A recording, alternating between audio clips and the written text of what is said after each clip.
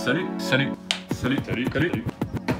bienvenue sur la chaîne Storeman. Alors aujourd'hui, on va parler d'interrupteur, de transformateur. On va voir qu'il est important de calculer l'intensité de ton consommateur, donc c'est-à-dire de ton moteur, de ta résistance chauffante ou peu importe, mais qu'il est aussi important de regarder l'intensité d'un transformateur, l'intensité que peut supporter un interrupteur, des connectiques, et tu vas voir que c'est pas si simple que ça. Allez, c'est parti.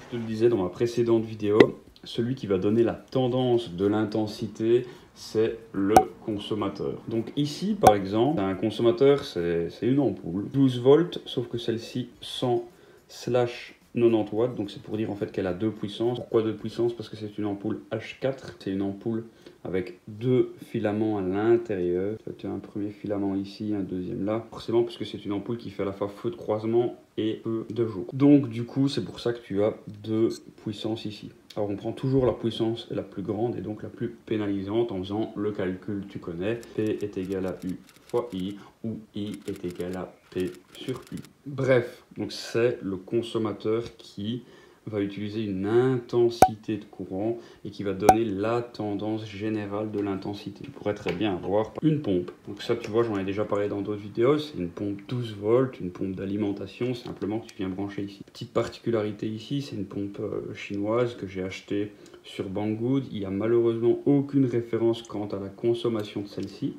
Donc si, comme moi, tu as un consommateur, que ce soit une ampoule, une pompe, un frigo ou j'en sais rien, que tu n'as pas de référence, eh bien il faut que tu ailles sur le site et que tu ailles chercher la fiche technique. Ici. Juste ici, 1,2 ampères. Bref, ça c'est un consommateur, ça c'est un consommateur. C'est eux qui consomment et qui donc vont te dire si tu dois mettre du 2,5 comme câble, du 4 ou du 1,5. Par exemple, tu vas utiliser un interrupteur. Alors ici, on a un interrupteur que j'ai déjà présenté dans d'autres vidéos. Eh bien, il est très important de lire ce qui est écrit dessus. Qu'est-ce qu'on peut lire? On peut lire qu'il y a une intensité. 6 ampères pour 250 volts et 10 ampères pour 125 volts. Et donc, lui aussi, il doit être calibré par rapport à la puissance de ton consommateur. Tu peux pas avoir un interrupteur qui résiste seulement à 1 ampère si derrière tu as un énorme consommateur qui va consommer, je sais pas moi, 30 ampères. Alors là, c'est pas le cas de mon ampoule, mais si tu mets un interrupteur qui est sous-dimensionné, eh bien tu vas avoir un échauffement ici dans tes connectiques et ça va cramer.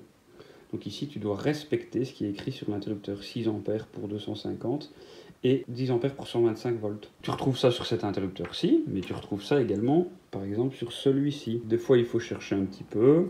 Et malheureusement, si tu ne vois rien ou si ça a été enlevé ou peu importe, eh bien tu vas sur le site du fabricant. Au même titre que tout à l'heure, tu vas sur le site Banggood ou du moins le site du fabricant et tu vas voir que eh bien, tu as déjà l'intensité. Alors oui, je sais, c'est pas le même, mais tu as une tendance.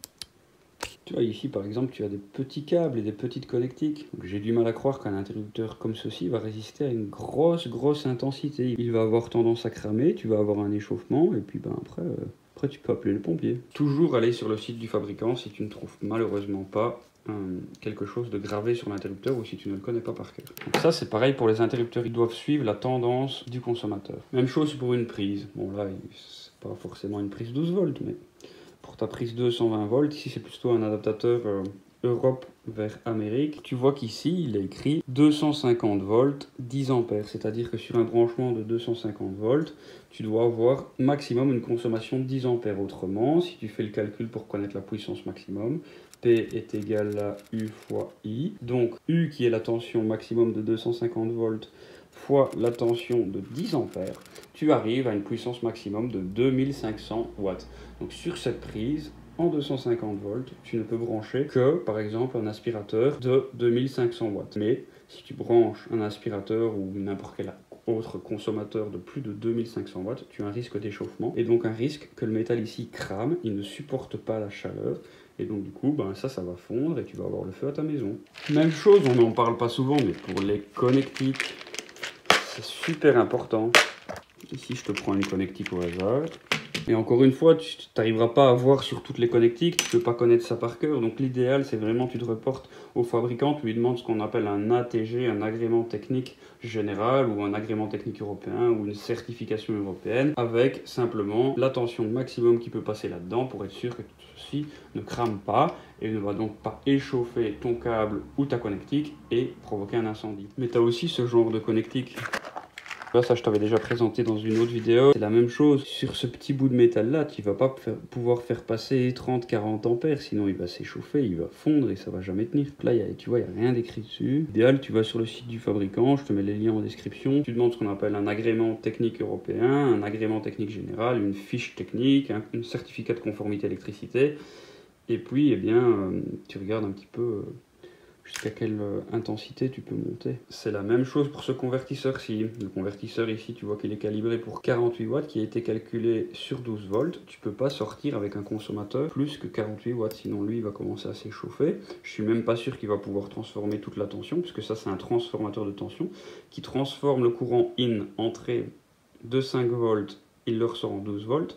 Et tu vois que tu as 48 watts maximum. Et ici, ils t'ont déjà fait le calcul, 4 ampères. Toujours la même chose, P est égal à U fois I.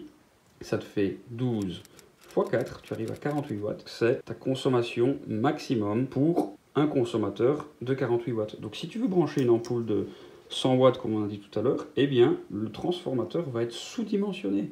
Et donc, il va avoir tendance à s'échauffer. Tu peux avoir un début d'incendie. Tu peux simplement avoir une perte de puissance, l'ampoule qui ne s'allume pas à fond. Et donc, il faut vraiment calibrer tous ces éléments-là, que ce soit un interrupteur, une connectique, un transformateur, une prise de 120 volts ou une prise même 12 volts, par rapport à ta consommation, ta puissance ou à l'intensité que tu as déjà calculée. Tes consommateurs à droite, ton interrupteur, tes connectiques, ta prise de branchement et éventuellement un transformateur. Et tout ce monde-là est calibré par rapport à ceci, que ce soit une pompe, une ampoule, ou un moteur, une résistance électrique, tout consommateur. Et si tu en as plusieurs, tu dois additionner les puissances, puisque ça va consommer plus. D'où l'importance de cette formule, P est égal à U fois I, R est égal à ρ fois L sur S, etc., etc., etc. Toutes ces formules qui vont te permettre de te protéger par rapport à une surtension, à une surchauffe. Si ces vidéos te plaisent, si c'était assez limpide et si tu as pu plus ou moins tout comprendre, je t'invite vraiment à mettre un pouce bleu juste là, à t'abonner quelque part ici en dessous, à commenter, liker, partager, etc. Et